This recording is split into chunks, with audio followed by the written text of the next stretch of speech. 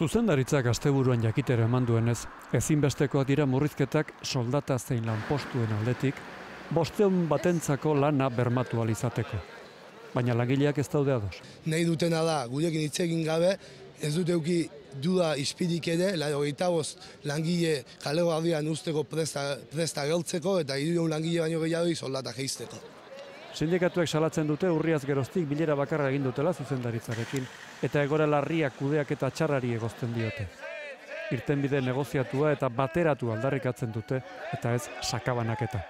Alfa taldea dago orain kolokan, Alfa taldea ematen digu guri babesa ere bai, enpresa bat terik bestea mugitzeko, eta orduan ikusten duguna da soda Alfa talde guztiarena bada, langileok ere Alfa talde guztikoa garela.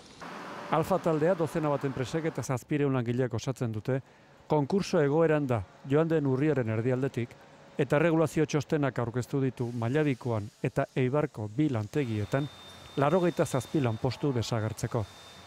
Neurri horien aurka, sindikatuek beste 2 greba egun ditu dituzte etzirako eta ostiralerako.